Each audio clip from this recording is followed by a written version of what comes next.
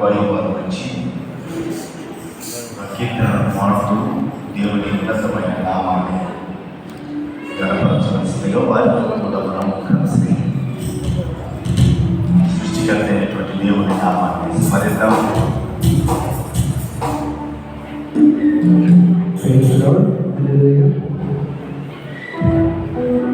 కీర్తన పుస్తకంలోని 866వ పాట నజరేయుడా నా యేసయ్యా ఎన్ని యుగాలకైనా అనే పాట పాడుకొని దేవుడు నామమును మహిమపరుచుకుందాం.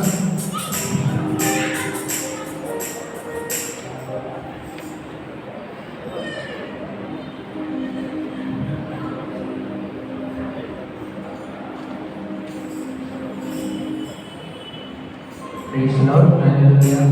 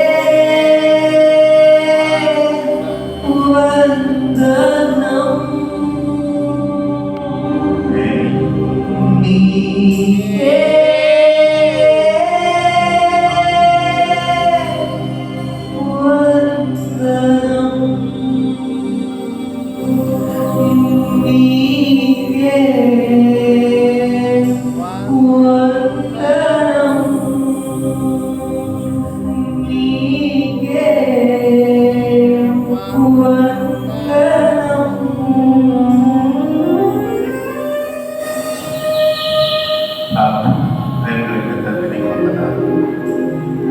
సమయంలో నిష్ప్రయోజకులైన నివాసులైన చూడడానికై కృతజ్ఞతలు. మీ ఆత్మతో నింపి నాతో మాతో మా అందరితో మీరు మాట్లాడాలి. ఈ ఆరాధనలో సహకరించిన బిడ్డలందరినీ దీవించుకోండి. యేసు నామమున ప్రార్థిస్తున్నాము తండ్రి, ఆమేన్. అందరం కూర్చున్నామండి.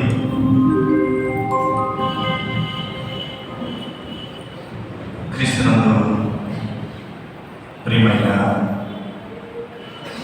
స్థానిక సంఘ సభ్యులందరికీ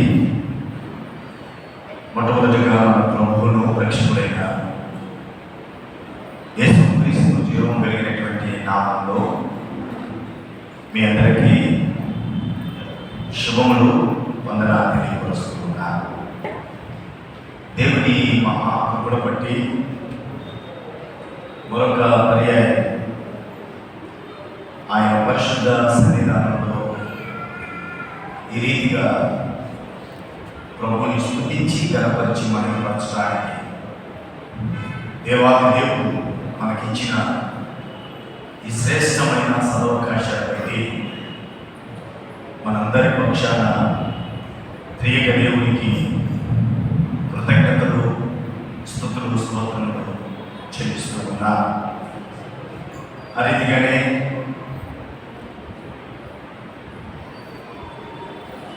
కొంతకాలం మీతో కూడా ప్రభువును ఆరాధించడానికి దేవుడిచ్చిన సదవకాశము, అందరి బట్టి ప్రభుని కనపరుస్తూ ఉన్నారు.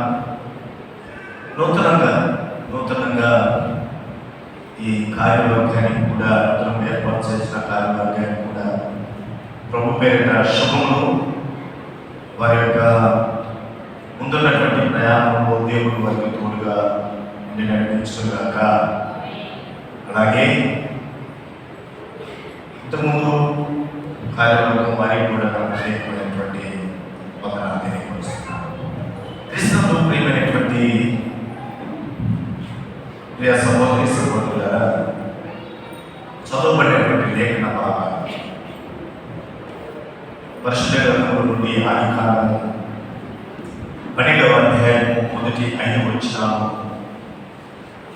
సహోదరుడు సహోదరులు ఉన్నారు. ఆ రీతిగానే నూతన నిబంధనలో యాకోబు రాసినటువంటి పత్రిక 2వ అధ్యాయము 21-23 వచనాలను చదువుగా విన్నాం. అయితే ఈ దినాన దేవుని పరిశుద్ధ మందిరాలలోనికి వచ్చినటువంటి మనము దేవుని యొక్క వాక్యాన్ని బట్టి, దేవుడు మనతో మాట్లాడుతున్నటువంటి మాటలను బట్టి ఒకసారి మనం స్వపరీక్ష చేసుకునేటువంటి అవకాశాన్ని కలిగించాడు దేవాది దేవుడు.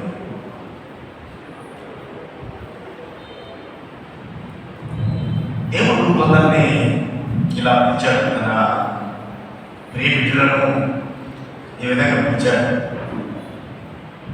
నోవాను చూసుకుంటే నీతిమంతుడు అన్నాడు. ఆ దినంలో, ఆ తరంలో ఉన్నటువంటి నీతిమంతుడు అనేటువంటి మాట దేవాది దేవుడే ఆయన అన్నటువంటి మాట. ఆ తర్వాత మోషే నాయకత్వంలో వచ్చేటప్పుడు మోషే గురించి దేవుడు అన్నటువంటి ఆయన ఇచ్చినటువంటి పిలుపు ఏమిటి అంటే, ఇతడు నా ఇల్లంతట్లో నమ్మకమైన వాడు అని చెప్తూ అంతకుముందే చెప్తాడంటే, ఇతడు మిక్కిలి సాత్వికుడు అనేటువంటి మాట దేవాది దేవుడు వారి గురించి చెప్తున్నటువంటి సాక్ష్యం, లేక వారిని గురించి ఆయన సంబోధిస్తున్నటువంటి సంభాషణ. సాత్వికుడు అన్ని విషయాల్లో అనేటువంటి మాట మనం చూస్తాం. అన్ని విషయాల్లో ఆయన సాత్వికుడు. ఈ సాత్వికానికి తరచుగా మనము సహజంగా అందరికి కూడా సాగు జంతువు అయినటువంటి ఎద్దులు చూపిస్తాం. చూపిస్తారు. ఎందుకు ఎదురు చూపిస్తారంటే శ్రమ పడటానికైనా అది సిద్ధమే, మానవుని పాప పశ్చాత్తాప నిమిత్తము చావటానికైనా అది సిద్ధమే, పోషించడానికైనా సిద్ధమే, ప్రాణం పెట్టడానికైనా సిద్ధమే, చనిపోవటానికి సిద్ధమే, మన కొరకు వ్యవసాయం చేయడానికి కూడా అది సిద్ధమే. కాబట్టి అట్టి ఉన్నతమైన గుణలక్షణంతో దేవాది దేవుడు అక్కడ మోషేను మిక్కిలి సాత్వికుడు అనేటువంటి మాట, నా ఇల్లు అంతటిలో సమస్తం ఏ పని దేవుడు తనకు అప్పగించాడో ఆ పనిలో నమ్మకముగా ఆ పనిని నెరవేర్చేటువంటి వాడు అని దేవుడు సంబోధించడం మనం చూస్తాం. ఇక మనం గమనిస్తే దావీదు అంటాడు, అతడు నా ఇష్టానుసారుడు అంటాడు. దావీదు ఏమంటాడు? నా ఇష్టానుసారుడు అంటే దేవునికి ఏదైతే ఇష్టమో అది చేసేటువంటి వాడు, దేవునికి ఏదైతే ఇష్టమో అది నెరవేర్చేటువంటి తత్వం కలిగినటువంటి వాడు దావీదు. అందుకే ఆయనను నా ఇష్టానుసారుడు అంటాడు. కొన్నిసార్లు దేవుడు కాకుండా దేవుడితో సంబోధించడం మనం చూస్తాం. దేవుడే కాక దేవదూతలు కూడా సంబోధిస్తారు. దానియేలు అంటాది దేవుడి యొక్క దూత, నీవు బహు ప్రియుడు అని అంటాడు. నీవు బహు ప్రియుడు అంటాడు. సౌలు గాలికి పోయినప్పుడు ఎదుగుతూ వచ్చినప్పుడు తన పడివారు అంటాడు, ఈ ఊళ్ళో ఈ స్థలంలో ఒక ఘనత పొందిన దైవజనుడు ఉన్నాడు అంటే మనుషుల ద్వారా దేవుడు మాట్లాడించినటువంటి మాటలు కూడా వారి యొక్క స్థితిని కూడా మనం చూస్తాం. ఎలీషా గురించి మాట్లాడుతూ బహు గనుడు ఇక్కడ ఉన్నాడు అనేటువంటి మాట. దేవుడే ఒకసారి సంవాదితో కూడా మాట్లాడతాడు, నా సేవకుడైనా ఏ ఊళ్ళు ఎప్పుడైనా నువ్వు ఆలోచించావా చూచావా? ఆయన స్థితి ఎందుకంటే తన క్యారెక్టర్ అంతా కూడా ముందు రాయాలి కదా, భక్తులు నీతిమంతులు దేవుని యొక్క భక్తి కలిగినటువంటి వాడని తన యొక్క ప్రవర్తన అంతటి కూడా అక్కడ దేవుడు మాట్లాడటము, అపమానంతో కూడా మాట్లాడటం మనం చూస్తాం. అంటే పరిశుద్ధ గ్రంథంలో దేవుడు తన ప్రియబిడ్డల తన ఇష్టానుసారంగా నడిచినటువంటి వారిని నా ఇష్టానుసారం అన్నాడు. తను అప్పగించినటువంటి పనిని సంపూర్తిగా చేసినటువంటి వాడు నా ఇళ్ళలో నమ్మకమైనటువంటి వాడు అన్నాడు. దేవుని యొక్క ఆ ప్రవక్తగా ఎలీషాను గనుడు అన్నాడు. అలాగే దేవుని యొక్క ప్రవచనాలను పరలోకము నుండి ఆ దర్శన రూపం చూసిన దానియేలును నాకు బహు ప్రియుడు అని ఇలా రకరకాలుగా ప్రజలతోటి పరమంతు దేవదూతులతోటి పరమంతున్నటువంటి దేవుడు ఇలా వారిని సంబోధించడం మనం పరిశుద్ధ గ్రంథంలో చూస్తాం. అయితే మనం చదవబడినటువంటి లేఖన భాగంలో మొట్టమొదటిగా ఆ కృత నిబంధన లేఖన భాగంలో మనం గమనిస్తే యాకోబు పత్రికలో ఆయన దేవుడు అక్కడ యాకోబు సంబోధిస్తాడు. దానికి ముందుగా ఒక మాట చూద్దాం. యెషయా గ్రంథము 41వ అధ్యాయం చూద్దాం. 41వ అధ్యాయంలో చూస్తే అక్కడ దేవుడు సంబోధిస్తున్నటువంటి మాటను మనం చూస్తాం. 41వ అధ్యాయం 8వ వచనంలో ఈ విధంగా అంటారు. 41వ అధ్యాయం 8వ వచనంలో, నా సేవకుడైన ఇశ్రాయేలు నేను ఏర్పరచుకున్న యాకోబు, నా స్నేహితుడైన అబ్రహాము. ఎవరు స్నేహితుడంట? మై ఫ్రెండ్ అంటాడు దేవుడే. అబ్రహాము నా స్నేహితుడు అని అంటున్నాడు. ఇక్కడ మనం చదవబడేటువంటి లేఖన భాగంలో యాకోబు పత్రికలో భక్తుడైనటువంటి యాకోబు అంటాడు. ఆయన అంటున్నటువంటి మాట ఏంటంటే, క్రీస్తునందు ప్రియ దేవుడు కదా, ఆ 23వ వచనంలో ఆ లేఖనము నెరవేర్చబడడం మరియు దేవుని స్నేహితుడని అతనికి పేరు కలిగెను. దేవుని స్నేహితుడని అతనికి పేరు కలిగెను. ద ఫ్రెండ్ ఆఫ్ గాడ్ అనేటువంటి మాట, Abraham the friend of God అనేటువంటి మాటను మనం చూస్తాం. దేవుని స్నేహితుడైన అబ్రహాము అంటాడు. దేవుడే స్నేహితుడు అంటాడు. ఏమంటాడంటే నా స్నేహితుడు అంటాడు. ఇక్కడ పరిశుద్ధాత్మ ప్రేరణ పొందినటువంటి యాకోబు అబ్రహాము ఎవరంటే దేవుని స్నేహితుడుగా పేరు పొందినటువంటి వాడు అనేటువంటి సత్యాన్ని మనం చూస్తాం. మరొక భక్తుడు కూడా అంటాడు. దినవృత్తాంతంలో 2వ గ్రంథము 20వ అధ్యాయంలో మనం ఈ మాటను చూస్తాం. దినవృత్తాంతంలో 2వ గ్రంథము 20వ అధ్యాయము 7వ వచనంలో ఈ మాట అక్కడ యెహోషువాకు అనేటువంటి మాట, నీ జనులైన ఇశ్రాయేలు ఎదుర్కొంది ఈ దేశపు కాపురస్తులను తోలివేసి నీ స్నేహితుడైన అబ్రహాము యొక్క సంతతికి శాశ్వతముగా ఇచ్చిన మా దేవుడు నీవే. నీ స్నేహితుడైన అబ్రహాముకు మీరు శాశ్వతముగా ఇచ్చిన ఈ దేశం అంటే అక్కడ యెహోషువాకు ఆయన చుట్టూ సైన్యం చుట్టుముట్టినప్పుడు ఏమి తోచనటువంటి స్థితిలో ఆయన ఉన్నప్పుడు దేవుడికి ప్రార్థన చేస్తూ నీ స్నేహితుడి యొక్క సంతతి అవ్వాలి, నీవే మాకు దిక్కు అనేటువంటి పరిస్థితుల్లో ఆయన ప్రార్థన చేయడం అక్కడ అంటే ఇప్పుడు అబ్రహాముకు ఏమని చెప్పాలి? అబ్రహాము ఎవరు? దేవుని స్నేహితుడు. దేవుని స్నేహితుడు. దేవాది దేవుడే నా స్నేహితుడు అన్నారు. ఎవరో వారిద్దరూ స్నేహితులు చెప్పడం కాదు, కానీ ఇక్కడ యెహోషువాకు చెప్పడం కాదు, లేకపోతే యాకోబు చెప్పడం కాదు, కానీ స్వయంగా దేవుడే నా స్నేహితుడైనటువంటి అబ్రహాము అని దేవాది దేవుని పలుకుతున్నటువంటి మాటను అక్కడ మనం చూస్తాం. ఇక్కడ అబ్రహాం దేవుని స్నేహితుడు కావడానికి అబ్రహాం ఏమన్నా మానవాతీతుడా, ఆకాశం నుంచి ఊడిపడినటువంటి వ్యక్తి, లేక ఒక ప్రత్యేకమైనటువంటి తెగకు సంబంధించినటువంటి వాడు, లేక ఒక ఉన్నతమైనటువంటి లక్షణాలు కలిగి ఉంటూ ఉన్న అబ్రహామును దేవుడు నా స్నేహితుడు అన్నాడు. అసలు అబ్రహాం యొక్క ప్రారంభ స్థితి ఎంత భయంకరమైనటువంటి స్థితి అంటే అబ్రహాము మీద మనమే చాలా గొప్ప శ్రేష్ఠుడు అని చెప్పవచ్చు. అబ్రహాము కంటే మనమే శ్రేష్ఠుడు అని చెప్పవచ్చు. ఎలా అంటారా? పరిశుద్ధ గ్రంథంలో చూస్తే యెహోషువ గ్రంథం 24వ అధ్యాయంలో మనం ఆ మాట చూస్తాం.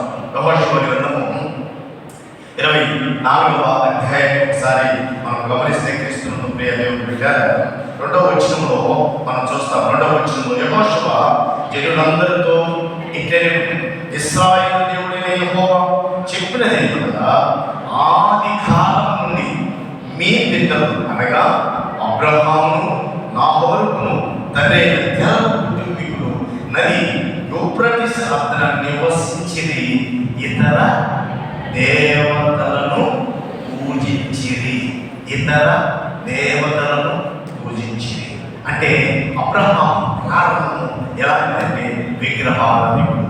దేవుని పేరు, దేవుని యొక్క మాట, దేవుని యొక్క స్వరం కూడా ఆ దేవుని ఉన్నటువంటి గుణ లక్షణాలు ఏమిటి, ఎంతవరకు ఎలా అబ్రహాం ఇతర దేవతలను పూజించేటువంటి వాడంటే మనం చదువుకున్నటువంటి లేఖన భాగంలోనే ఆదికాండము 12వ అధ్యాయంలో అక్కడ 4వ వచనంలో ఎప్పుడంటే 75 సంవత్సరాలు, ఎన్ని సంవత్సరాలు?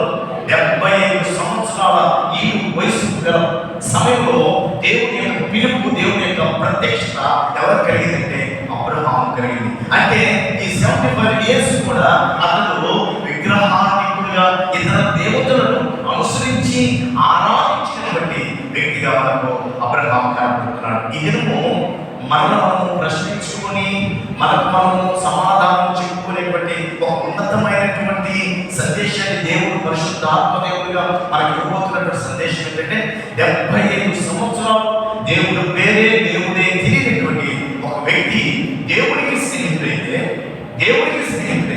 పుట్టిన మొదలుకొని సండే స్కూల్ విద్య నుండి రేపు సాగబోయేటువంటి స్థితి వరకు యేసు క్రీస్తు నామమును ఎరిగినటువంటి మనం ఎందుకు దేవుని యొక్క స్నేహితులను కాలేకపోతున్నాం? సండే స్కూల్ మొదలుకొని 100 సెంచరీ బాప్టిస్ట్ చర్చ్ పెట్టుకున్నాం అంటే 100 సంవత్సరాలు దాటింది. మన పితరులు ఇక్కడ దేవుని అంగీకరించింది, మన పితరులు 100 సంవత్సరాలు దాటింది కాబట్టి ఆ దానికి ఆ పేరు ఆ నామం సార్థకమైంది. అంటే 100 సంవత్సరాల నుండి మన పితరుల నుంచి వార్తకు నుండి మన సంక్రమించింది దేవుడు ఎవరు తెలుసుకోవడానికి, ఆయన ఉన్నతమైన గుణలక్షణాలు ఏమిటో తెలుసుకోవడానికి, ఆయన ఉన్నతమైనటువంటి స్థితి ఏమిటో మనం తెలుసుకోవడానికి సంక్రమించింది. కానీ అబ్రహాముకు 75 సంవత్సరాలు దేవుడే తెలియదు, ఆయన పేరు తెలియదు, ఆయన గుణలక్షణాలు తెలియదు.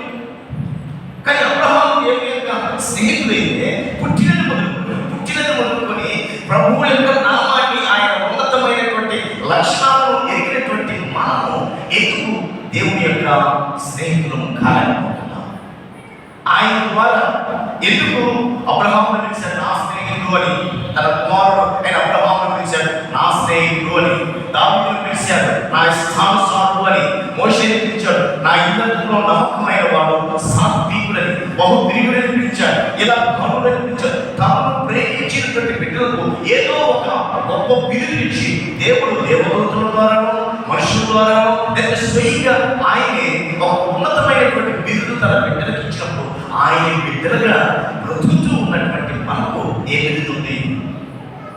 ఆయన బిడ్డలుగా ఆయన నామం ఎరిగినటువంటి వారుగా ఇన్ని దినాలు ఇన్ని సంవత్సరాల నుండి మన జీవితంలో ఒక్కొక్క సంవత్సరము మన మీద ప్రభువుని అంగీకరించి పడుతూ ఉన్నప్పటికీ మనము దేవుని యొక్క స్నేహితులు కాలేకపోతున్నాం. కారణం ఇంకొక సత్యం తెలుసా? తన పితరులకు కూడా అబ్రహాంకి తెలియకపోతే తన పితరులకు ఏం తెలుస్తుంది? తన పితరులు కూడా అక్కడ రాయబడినటువంటి మాట ఆ యెహోషువ గ్రంథంలో వారి పితరులు కూడా తెలియనటువంటి సత్యము, మన పితరుల దగ్గర నుంచి మనకు తెలిసినటువంటి సత్యము ప్రభువైన యేసుక్రీస్తు రక్షకుడు. ఆయన ప్రశస్తమైనటువంటి రక్తంలో మన పాపములు పరిహరింపబడ్డవి అని తెలుసు. మనం పడవలసినటువంటి బాధ, మనం పడవలసినటువంటి శ్రమ ఆయన కల్వరిగిరిలో వేలాడి ఎంతో వేదన చెందాలని నాకు తెలుసు. నిత్యము ప్రతినిత్యము మనం అనుదిన ధ్యానంలో ధ్యానిస్తూ ఉన్నాం, అనుదినము దేవుని యొక్క వాక్యమును వింటూ ఉన్నాం, లేకపోతే ప్రతి పునరుత్థానం దేవుని యొక్క వాక్యాలను మనం ధ్యానిస్తూ ఉన్నాం. కానీ మనము స్నేహితులు కాలేకపోతున్నాం, మనము ప్రియులు కాలేకపోతున్నాం, మనం ఆయన ఇష్టలు కాలేకపోతున్నాం, ఆయన దృష్టిలో మనం మనులుగా ఉండలేకపోతున్నాం, ఆయన దృష్టిలో మనం సాత్వికత్వం అనేది మన జీవితంలో లేకుండా పోవటానికి గల కారణం మనం ఒకసారి మన జీవితాన్ని మనం పరీక్షించుకున్నాం. అబ్రహాము ఎలా దేవుడికి స్నేహితుడయ్యాడో, ఆయన ఏ కార్యం చేస్తే దేవుడు నా స్నేహితుడని అన్నాడు, అలా అబ్రహాములే మనం కూడా ఈ భూలోకంలో జీవించినప్పుడు ఆయన మనకు ఆ శ్రేష్టత, ఆ ఉన్నతమైనటువంటి స్థితిని అనుగ్రహించేటువంటి దేవుడు. ఎన్ని సంవత్సరాలు పితరులకు తండ్రి అన్నా, లేదా విశ్వాసులకు తండ్రి అంటాం అబ్రహాం. ఎందుకు విశ్వాసులకు తండ్రి అయ్యాడు?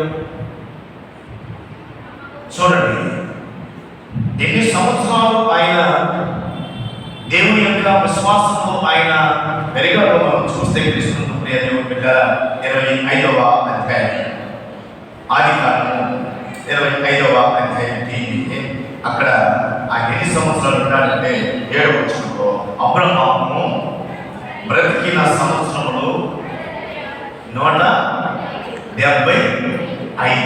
ఆయన ఏ సమయంలో దేవుడి మీద ప్రత్యక్ష కలిగింది? 75 సంవత్సరాలు. ఎన్ని సంవత్సరాలు చనిపోయాడు? 175 సంవత్సరాలు. అంటే ఆయన ఎన్ని సంవత్సరాలు విశ్వాసిగా బ్రతికాడు? విశ్వాసాన్ని కోల్పోలేదు. ఎటువంటి పరిస్థితుల్లో కూడా, ఎటువంటి స్థితిలో కూడా విశ్వాసాన్ని కోల్పోకుండా ఆయన దేవుడు తనకి దర్శనమిచ్చిన దినము నుండి తన పరములకు ప్రభు పిలిచినటువంటి బ్రతికుండగా తన కొరకు బ్రతుకమని పిలిచాడు, తన తావు కొరకు పరలోకములకు పిలిచినది మొదలుకొని ఆయన 100 సంవత్సరాలు ఎలా బ్రతికాడంటే విశ్వాసిగానే. అందుకనే విశ్వాసులకు తండ్రి కాగలిగాడు, నమ్మాడు దేవుడిని. కాబట్టి ప్రియమైనటువంటి దేవుని బిడ్డలారా, అబ్రహాము దేవునికి స్నేహితుడు గల కారణాలు ఏమిటో పరిశుద్ధ గ్రంథంలో ఒకసారి మనం గమనిద్దాం. రండి, పాత నిబంధన పాఠ్యభాగంలోనికి వస్తే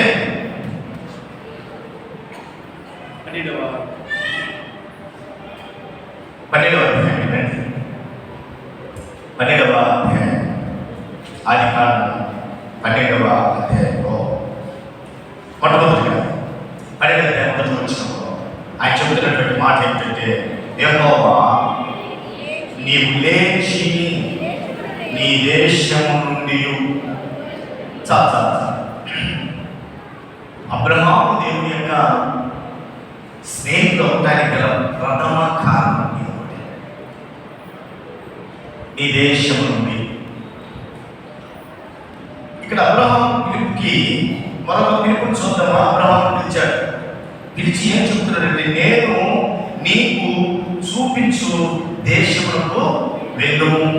నువ్వు లేచి బయలుదేరి 3వ లైన్లో నేను నీకు చూపించు దేశములకు వెళ్ళుము. వ్యత్యాసం గమనించాలి. మార్క్స్ వార్తలో మనం గమనిస్తే చూడండి ప్రియమైనటువంటి వార్త, మొదటి అధ్యాయం 16వ వచనంలో చదువుతున్నాను. ఆయన గలిలయ సముద్రమున వెలుచుండగా సీమోను సహోదరుడు ఆంద్రేయు సముద్రంలో వలవేయుట చూచెను. వారు జాలరులు, యేసు నా వెంబడి రండి, నేను మిమ్మలను మనుషులు పట్టు జాలరులుగా చేసేదని వారితో చెప్పాను. అక్కడ పిలుపుకి ఇక్కడ పిలుపుకి ఏమన్నా వ్యత్యాసం ఉందా? అక్కడేం చెప్తున్నాడు? ఓ వెళ్ళిపో, నేను చూపించేటువంటి ఇక మార్గం ఎలా ఉంటుందో, స్థితి ఎలా ఉంటుంది అని చెప్పలేదు. కానీ ఇక్కడ మొదటి మనలో పిలుపుకి ఏంటి? ఫాలో మీ, నన్ను వెంబడించండి, ధైర్యం భరోసా ఉంది. నన్ను వెంబడించినట్టే అంటే సమశక్తిని మనకు తోడున్నాడు. మార్గం తెలిసినటువంటి వాడు, అక్కడ పరిస్థితులన్నీ కూడా ఎరిగినటువంటి వాడు, మనకు తెలిసినటువంటి వాడు, మనకు అన్ని తెలిసినటువంటి వాడు కనుక భయం అనేటువంటిది ఉండదు.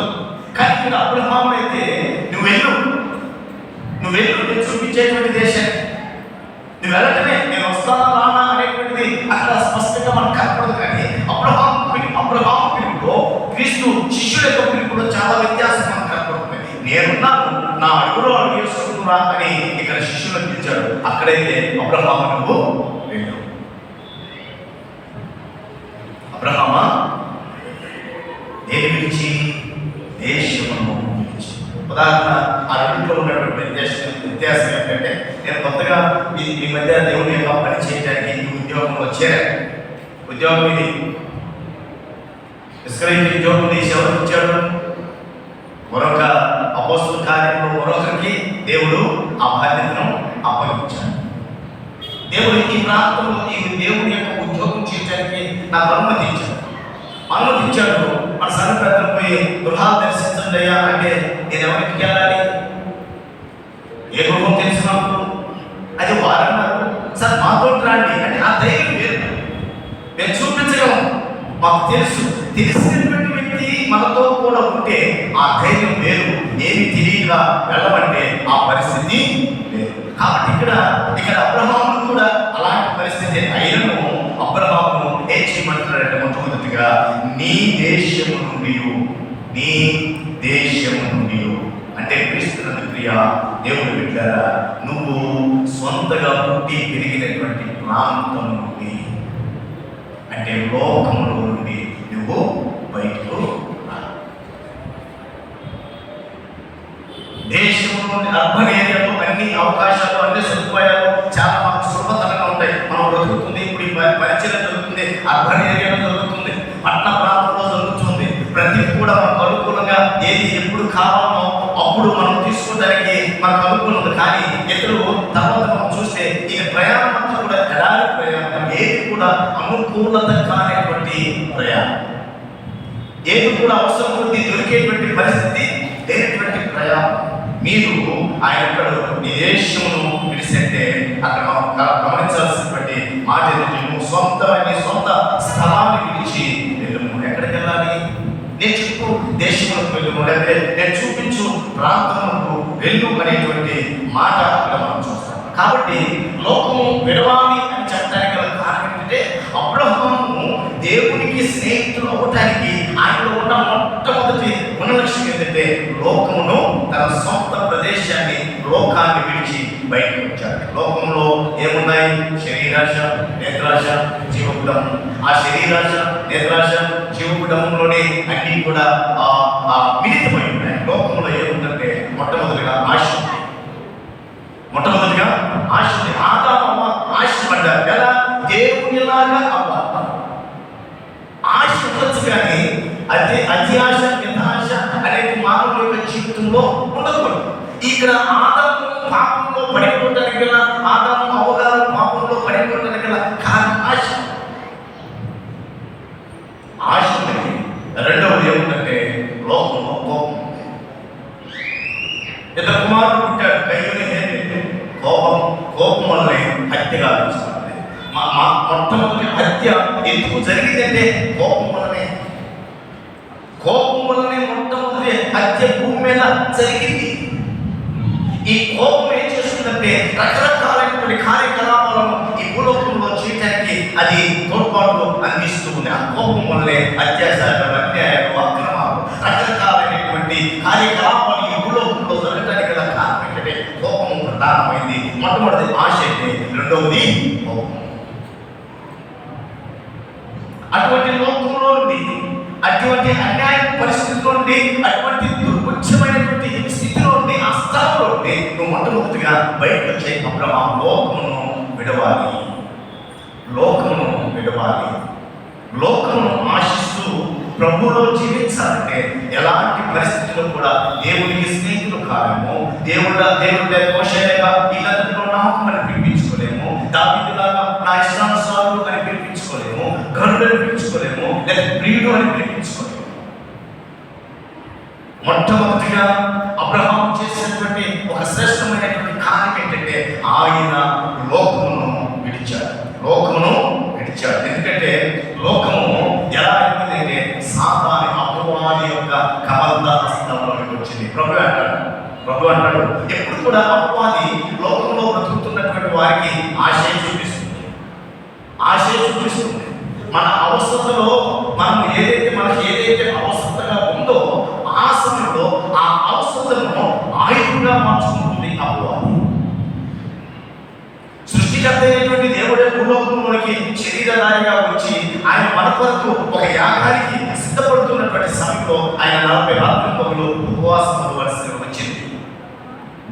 అప్పుడు ఆయనకి ఏం కావాలి? 40 రోజులు ఆహారం లేకపోతే ఏం కావాలి? మనకి 40 రోజులు ఆహారం లేకపోతే ఏం కావాలి? ఆహారమే కావాలి. ఆ ఆహారాన్ని సృష్టికర్తకు ఆశగా చూపిస్తుంది. నువ్వు దేవుడి కుమారుడు కదా, నువ్వు మాటిస్తే సంవత్సరం సాధ్యమే కదా, కాబట్టి ఈ రాళ్ళను రొట్టెలుగా మార్చుకొని మాత్రమే కదా. ఆకలి అయ్యేటప్పుడు మన శక్తి మనకు తెలియనప్పుడు మనకు ఒక శక్తిని జ్ఞాపకం చేస్తే ఆ శక్తిని ఉపయోగించి దాన్ని తినడానికి ఆశపడుతుంది కదా. నీకు ఒక శక్తి ఉందయ్యా, ఇప్పుడు నీకు అవసరం ఆకలితో అలవాటిస్తున్నావు. ఆ అవసరం ఆయుధంగా చేసుకుని అపవాది మన యొక్క ఆధ్యాత్మికమైనటువంటి జీవితాన్ని తారుమారు చేస్తుంది. కాబట్టి నువ్వు లోకంలో నుండి, ఆ లోక ఆశలో నుండి అబ్రహాము నువ్వు మొట్టమొదటిగా బయటికి రా. లోకాన్ని విడువు. లోక అధికారి ఎవరంటే అపవాది.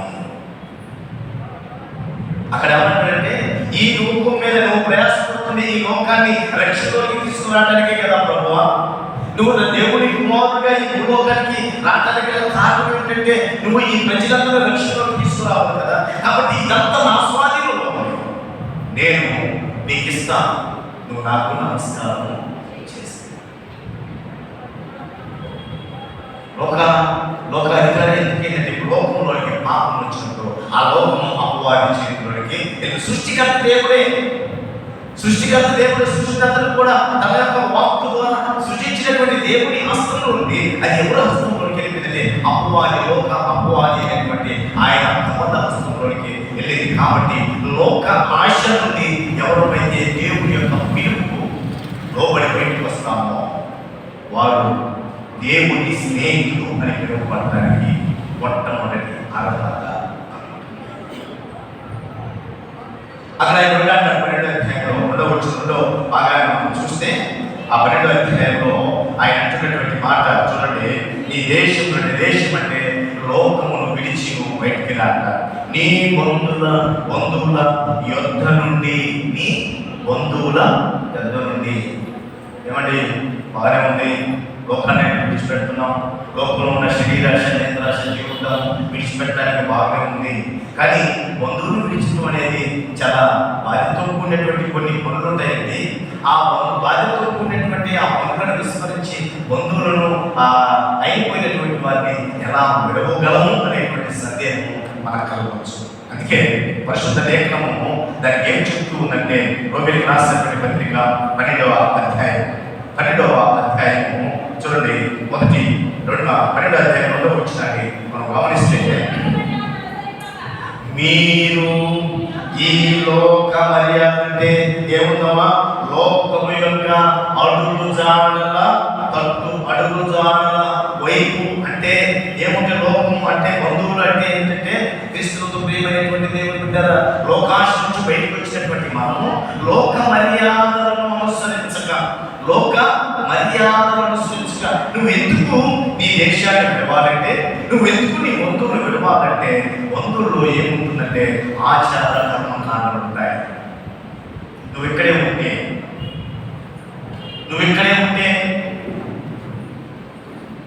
నువ్వు ఈ బంధువులతోనే ఉంటే, ఈ దేశంలోనే ఉంటే, మొట్టమొదటిగా నీ పూర్వీకులు ఎలాంటి ఆచారాలు ఆచరించారో ఆ ఆచారాలు మళ్ళా ఆ అలవాట్లు నీ మీద ఉండేటువంటి ప్రమాదం ఉంది.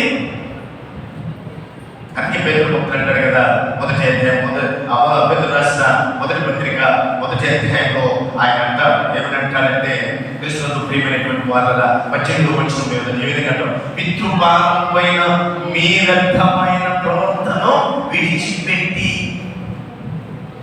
మేము ప్రభువును అనుకుంటామండి, మేము ఈ ఆచారాలను మేము దూరం చేసామని ఒకవేళ మనం అన్నామనుకో, మన బంధువులు ఏమంటారు తెలుసా? మన పూర్వీకులు కాదు చూస్తుందిరా ఈ ఆచారం, మన నాన్న మన తాతల కాదు చూస్తుంది ఈ ఆచారం. ఈ ఆచారం ఇప్పుడు నేను ప్రభువును అనుకున్నాను తీసేయమంటే ఎలా? బంధువులు ఎదురు నుండి బయటికి రమ్మంటానికి గల కారణం, దేవుని స్నేహితులను పిలిపించుకోవడానికి ఆ కారణం, దేవుని ఇస్తున్నటువంటి అవకాశం ఏంటంటే లోక మర్యాదలను, అంటే లోకంలో ఉన్నటువంటి ఆచారాలను. నేటికి మన క్రైస్తవ లోకంలో నాకు ఇంకా సంఘం గురించి అవగాహన లేదు కాబట్టి కొన్ని సంఘాలను చూస్తూ ఉన్నప్పుడు సేవకులే పద్యాలను చెప్పేటువంటి సేవకులు ఉన్నారు, శకునము, నక్షత్రము, తిథియ ఇవన్నీ చెప్పేటువంటి నాయకుడు వివాహానికి శుభము, కుమార్తె ప్రసవిస్తే అత్తగారికి మాట్లాడానికి ఒక గడియ, ఒక దినం, ఒక మంచి రోజు, ఇవన్నిటికీ కూడా క్రైస్తవం అని చెప్పుకుంటూ క్రీస్తు నామాన్ని ఎరిగినటువంటి వారిని అనిపించుకుంటూ మనకు ఎన్ని ఆచారయుతమైనటువంటి కార్యకలాపాలు చేస్తే ఎలా దేవుని యొక్క స్నేహితులు అనిపించుకుంటాం? అబ్రహాం, నువ్వు నా స్నేహితులు కావాలంటే, నేనే నువ్వు నా స్నేహితులు చెప్పాలంటే, నీ సొంత స్థలాన్ని విడిచిపెట్టి నీ సొంత బంధువుల దగ్గర నుండి నువ్వు బయటికి రా. ఏదో ఒక రోజు వారి ఆచారాలు నీ మీద రుద్దుతారు, వారి అలవాట్లు నీ మీద రుద్దుతారు. మన పూర్వీకుల నుంచి వచ్చినటువంటి పద్ధతి అని నిన్ను బలవంతం చేస్తారు. మేము ఇంటికి రామంటారు, మీతో సహవాసం లేదంటారు. కాబట్టి ఆచారాలకు బయటికి రావాలి, లోక ఆశ బయటికి రావాలి, ఆచారాలకు మనము బయటికి రావాలి. 100 సంవత్సరాల నుండి మనం జీవిస్తూ ఉంటాం. అందుకే దేవుని యొక్క వాక్యం సెలవిస్తుంది. కొరింథీయులకు రాసినటువంటి 2వ పత్రిక 6వ అధ్యాయంలో రండి. అక్కడ ఏమంటాడంటే పరిశుద్ధాత్మ దేవుడు పౌలు ద్వారా కొరింథీయులకు రాసినటువంటి సంఘానికి తెలియపరుస్తూ 14వ వచనం నుండి కింద మనం చదువుకొస్తే, మీరు విశ్వాసం ఆరోగ్య 14వ వచనం, మీరు అవిశ్వాసంతో జోడిగా ఉండకుడి, నీతికి దుర్నీతితో ఏది సాంగత్యము, వెలుగులకు చీకటి ఏమి పొత్తు, క్రీస్తుకు వినయంతో ఏమి సంబంధం, అవిశ్వాసంతో విశ్వాసం అలెక్కడ, దేవుని ఆలయములకు విగ్రహంతో ఏమి పొందిక. మనం ఈ మాట మనం ఎవరు చెప్తుందట, మనం ఎవరు? జీవము గల దేవుని ఆలయమై ఉన్నాము. సచ్చినోడి మీద బండి పోస్తున్నాం, నాకేం తెలియదు, దాని బరువు తెలియదు. బతుకుల మీద పిడికిలు మట్టేసిన అసహించుకుంటారు. ప్రభు యేసుక్రీస్తు రక్తంలో కలగబడిన జీవము గల దేవుని మందిరం అయినటువంటి మనము లోకంతో ఏం పొందు, లోక ఆచారంతో మనకేం సంబంధం, అవిశ్వాసంతో మనకు పొందేందుకు అంటే చీకటితో వెలికి సంబంధం, విగ్రహముకు దేవుడికి ఏమి పొందిక, మనం జీవము కలిగిన దేవుడి మందిరమై. కాబట్టి అబ్రహాం నువ్వేం చేయాలంటే నీ యొక్క బంధువులను విడిచి, ఆచారయుక్తమైనటువంటి రేపు నిన్ను ప్రోత్సహించి నిన్ను బలవంతం పెట్టేటువంటి పరిస్థితి ఉంది కదా, నువ్వేం చేయాలంటే నీ బంధువులను, లోక ఆచారాలను నువ్వు విడిచి బయటకు రావాలి. వచ్చాడు కాబట్టి దేవుని స్నేహితులు కావాలి.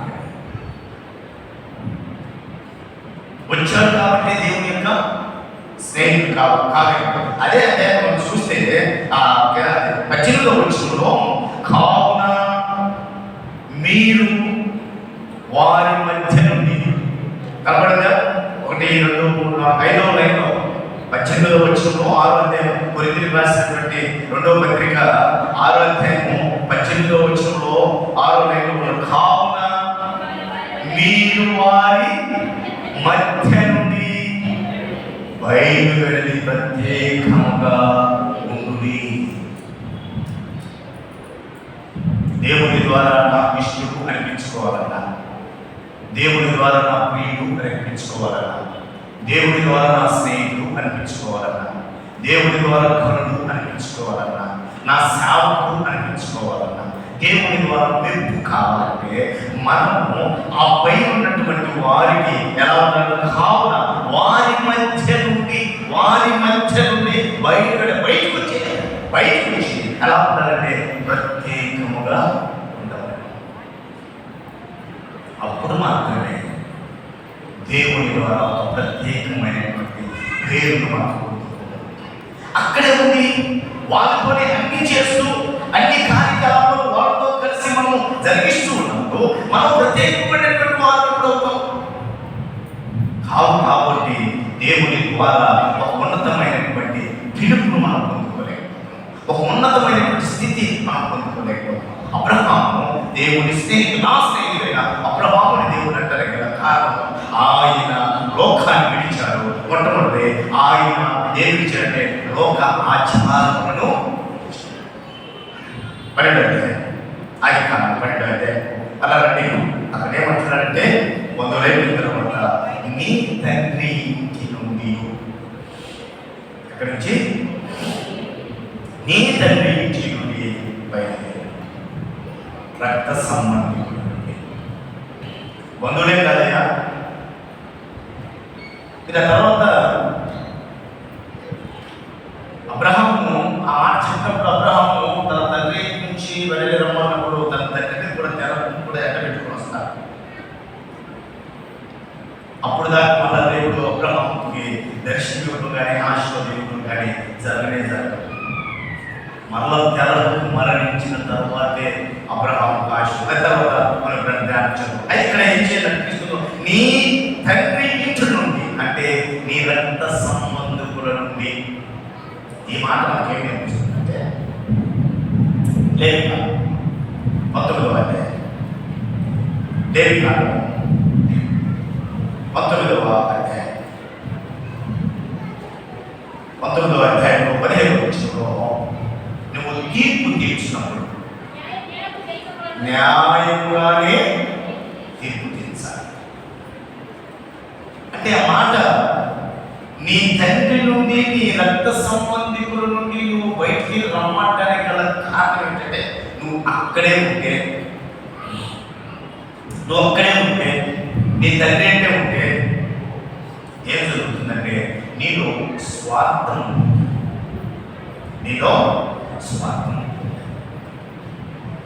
మనవాడు నావాడు, తప్పు నాదైనా, పొరపాటు నేను చేసినా, తప్పుడులో నేను పడినా, నా ఎన్నుకున్నటువంటి నా వారు ఎవరు సపోర్ట్ చేస్తారు? నాకే అన్యాయంలో తీర్పులు తీర్చేటువంటి ప్రమాదం ఉంది నువ్వు అక్కడే ఉంటే.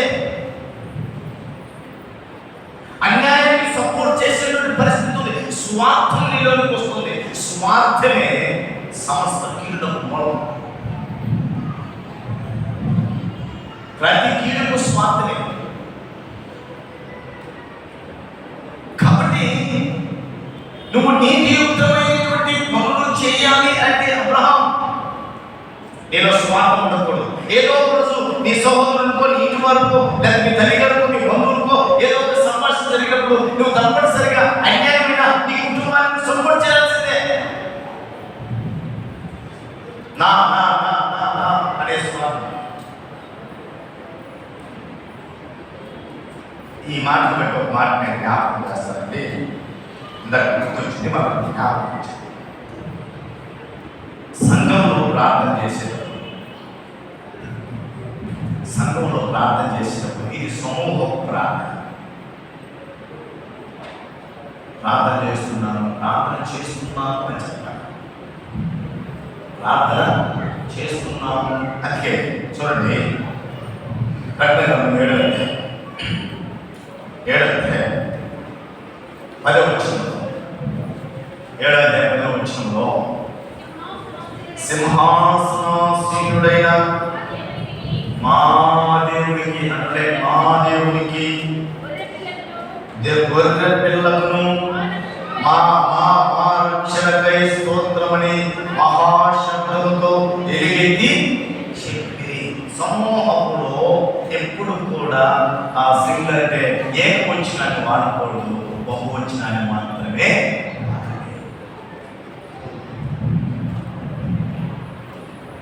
ఎట్లయినా మహాశబ్దంతో ఆమేన్ అని ఎలా ఉండాలి? ఇంతమంది ఇక్కడ దేవుని యొక్క మందిరంలో ఉన్నప్పుడు ఒక భక్తులకు విశ్వాసం ఒక సహోదరుడు ప్రార్థన చేసి యేసునామమున అడుగుచున్నాము తండ్రి అంటే ఎలా ఉండాలి ఆ శబ్దం? అమ్మవారి కాళ్ళ కింద పట్టి వణికేటట్టుంటారు. మహాశబ్దంతో. కాబట్టి మీదట ఎవరు ప్రార్థించిన సంఘం ఆమె పదము స్లాబ్లో కూడా దద్దరిల్లేటట్టు ఉండాలి. కాబట్టి అబ్రహాము బయటికి రావాలి, నువ్వు నా స్నేహితుడిగా ఉండాలి అంటే, నువ్వు నా స్నేహితుడిగా నేను చెప్పుకోవాలి అంటే స్వార్థం నువ్వు బయటికి రా. కొన్నిసార్లు ఎరిగి కూడా తప్పు అనే సంగతి మనకు తెలిసినా కూడా మన వాడిని ప్రక్కనేసుకుని వాళ్ళకి సపోర్ట్ చేస్తూ మాట్లాడుతూ ఉంటాం. ప్రమాదం ఏంటో తెలుసా? అప్పుడు మాట్లాడేటప్పుడు బాగా ఉంటుందండి.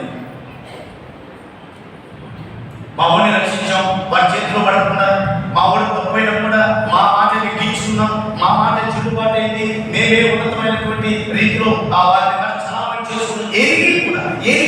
ఎరిగి కూడా చేస్తే ప్రమాదం ఏంటో తెలుసా? మనకు అందరూ తెలిసినటువంటిది. పరిశుద్ధ గ్రంథంలో ఏలీ అనేటువంటి ఒక దైవజనుడు ఉన్నారు. ఏలీ అనేటువంటి దైవజనుడు ఉన్నారు. అతనికి కుమారుడు ఉన్నారు, ఓప్ని ఫినెహాస్ అనేటువంటి వారు పాపం చేస్తున్నారని ఏలీ కూడా వారిని గద్దించలేదు. ఏలీ కూడా వారిని గద్దించలేదు. తండ్రిగా నా కుమారుడు సేవకుడు వచ్చిన సంఘానికేమో, వచ్చిన సముఖానికేమో, వచ్చిన సభ్యులకేమో ఆయన నీతి మాట చెబుతున్నాడు. కానీ తన ఇంట్లో జరుగుతున్నటువంటి ఆ పరిస్థితిని ఇది ఎక్కడ బయటికి పోతే నా బిడ్డల పరిస్థితి, నా బిడ్డల అవమానం దొరుకుతుందో, నా బిడ్డలు మనకు 4 రకాలుగా అంటారనేటువంటి ఆ స్వార్థము ఆ సేవకుని యొక్క జీవితంలో, ఆ ఏదైనటువంటి సేవకుని యొక్క జీవితంలో అది కూడబెట్టుకుంటుంది. ఆఖరికి ఒకే రోజు 2 కుమారులు తండ్రి కూడా మరణం అవ్వాల్సినటువంటి పరిస్థితి. సమయం గ్రంథంలో చూస్తాం. 3:11 వచ్చి మొదటి సమయం గ్రంథం. చాలు ప్రియమైన దేవుడు బిడ్డ, మనలో స్వార్థం సావాలి. దేవుని స్నేహితుడు అనిపించుకోవడానికి, దేవుని ద్వారా మెప్పు మనం కలగాలంటే స్వార్థం నావాడైనా నీవాడైనా, మనవాడైనా ప్రక్కవాడైనా, వాస్తవం ఏంటి అవాస్తవం ఏంటి, నీతి ఏంటి అనీతి ఏంటి, యథార్థత ఏంటి అన్యాయం ఏంటి మనం గ్రహించి దేవుని యొక్క దాసులుగా, దేవుని ద్వారా పిలువబడేటువంటి వారుగా, దేవుని యొక్క సన్నిధానంలో బ్రతుకుతున్నటువంటి మనం దేవుని ద్వారా మెప్పు కలగాలి అంటే, దేవుని ద్వారా కీర్తి కలగాలంటే మనలో ఏ విధంగా చనిపోవాలంటే ఆ రక్త సంబంధం అనేటువంటి స్వార్థం మనలో దొరికిపోతే దేవుని ద్వారా మెప్పు మనము పొందుతాము. మొట్టమొదటిగా అబ్రహాం దేవుని స్నేహితులను పిలిపించుకుంటాడు. కారణం లోకము నుండి బయటకు వచ్చాడు. రెండవది లోక ఆచారం నుండి బయటకు వచ్చాడు. మూడవది స్వార్థం నుండి ఆయన బయటకు వచ్చాడు. 4వ విషయాన్ని మనం గమనిస్తే అక్కడ 4వ వచనంలో మనం చూస్తాం. 12వ అధ్యాయం చూడండి. ఆదికాండం 12వ అధ్యాయము 4వ వచనంలో మనం చూస్తే యెహోవా అతనితో చెప్పిన ప్రకారం అబ్రహాము వెళ్ళెను, లోతు అతనితో కూడా వెళ్ళెను. లోతు అతనితో కూడా. ఈ లోతు ఎవరండి?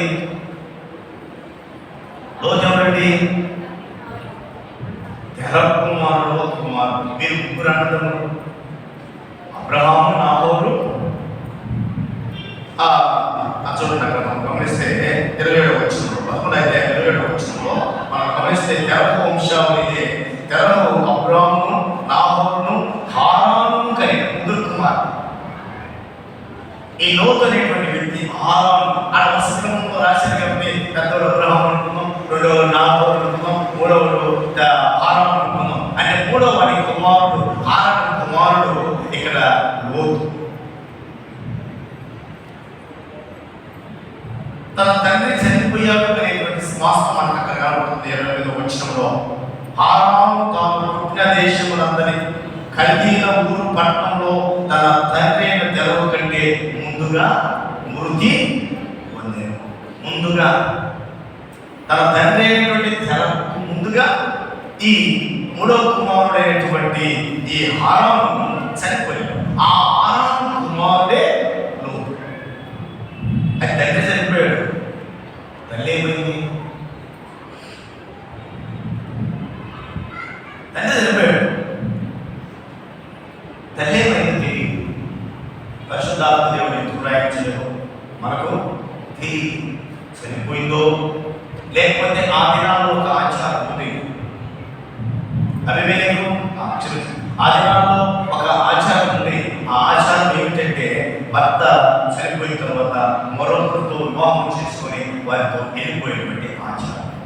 అబీగయలు దావీదుకి ఎలా వచ్చింది? మొరటోడైనటువంటి తన భర్త చనిపోయిన తర్వాత ఆమె ఎవరికి భార్య అయింది?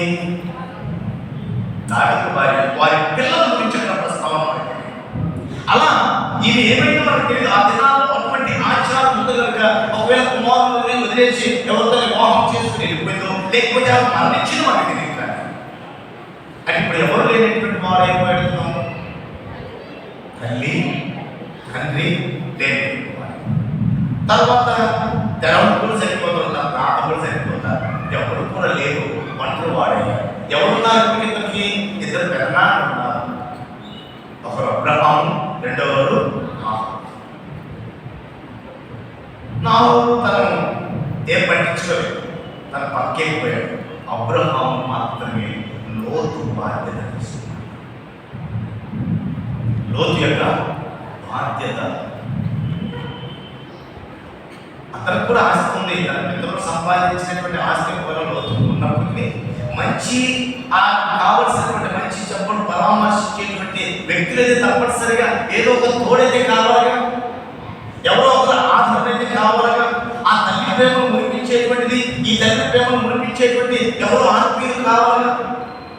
తన తల్లి లేదు, తన తండ్రి లేదు, తల్లి ఏమంటే తెలియదు, తండ్రి మాత్రం మరణించాడనేటువంటి లేఖనం స్పష్టంగా చెబుతుంది. కానీ ఈ సమయంలో తనకేదో ఒక ఆదరణ కావాలిగా, తనకేదో తోడు కావాలిగా. తన పెద్దలైనటువంటి రెండోటువంటి వ్యక్తి తన వదిలేసి వెళ్ళిపోయాడు. అబ్రహాము తీసుకున్నాడు ఆ బాధ్యత. అబ్రహాము తీసుకున్నాడు ఆ బాధ్యత. ఇక్కడ మహాతల్లి శారాను మనం జ్ఞాపకం చేసుకున్నాం. ఎందుకు మహాతల్లి అంటున్నామంటే ఏమనుకోగలను సహోదరుడు ఏమనుకో మహాతల్లి ఎందుకుంటామంటే భర్త యొక్క అమ్మా నాన్న వస్తే ఆ బాబోతో వేరు, ఆ పరిస్థితి వేరు. అదే ఆ భార్య యొక్క అమ్మా నాన్న వస్తే ఆ పరిస్థితి వేరు. ఇది లోకంలో ఉన్నటువంటి సత్యం. అత్తామామ వస్తే మట్టి వాసన రాదు, అమ్మా నాన్న వస్తే మసాలా వాసన రోజు. ఇక్కడ మట్టి వాసన కూడా రాదు, ఇక్కడ రోజు మసాలా. అటువంటి పరిస్థితి ఉన్నటువంటి లోకంలో ఈమె మహాతల్లి ఎలా అంటే ఏమి నువ్వు ఒక్కడి మీద పెద్దలైనా ఇంకొకటి లేదా? ఏమి నేనే చూడాలి బాబోకుడు ఇంకొక ఆమె లేదా? ఏమి ఆయనకి పట్టుకాలి, అన్నం పెట్టాలి, వాడి మంచి చెడ్డని చూడాలి, నాకేంటి బాధ్యత? మనకు కూడా అవసరం లేదు.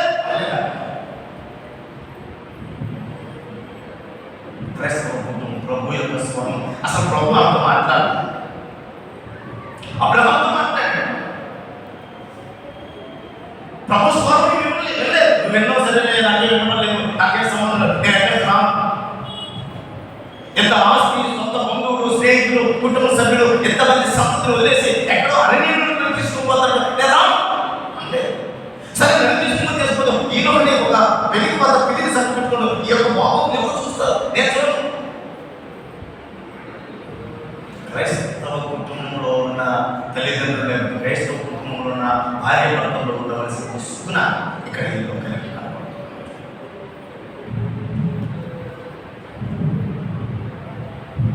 అవేమి మాట్లాడలేదు. నేను ఎప్పుడు సామాన్లు వేసిపోయి మూట తిప్పేది కాదు. మూటలో ఎప్పుడైతే మామూలు ఫ్యాషన్గా మేము అన్ని చూస్తూ ఒక పెద్ద అట్ట పెట్టుకొని బాగా వాటిని సీల్ చేసుకుని వచ్చాం. అప్పుడేముంది మన పాతకాలంలో ఏదో ఒక సంచిలో బాబు సంచిలో పట్టుకొని మొత్తం లేక గుడ్డ మూటలో పట్టుకొని ఇదే పెట్టుకోవాలి. ఆ దినాల్లో అన్నాలు కూడా మూటలో పట్టుకునే గుడ్డ మూటలో సత్యం మూట అనేవాళ్ళు.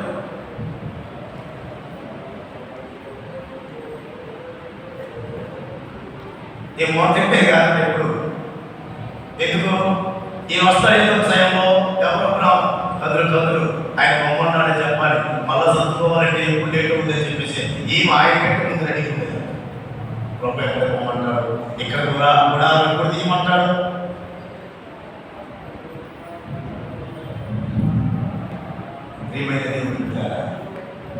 ఇది కూడా ఆలోచిస్తే అక్కడ ఎప్పుడెప్పుడు ప్రభు చెప్తాడు, నా భర్త నుంచి నోటి నుంచి మాట వస్తుందో నేను వెంటనే బయలుదేరాలని సంసిద్ధంగా దేవుడు ఆమెతో మాట్లాడుతున్నాడు. తన భర్త ఎప్పుడెప్పుడు మాట్లాడతాడని సంసిద్ధంగా ఎదురు చూస్తున్నటువంటి మహాతల్లి.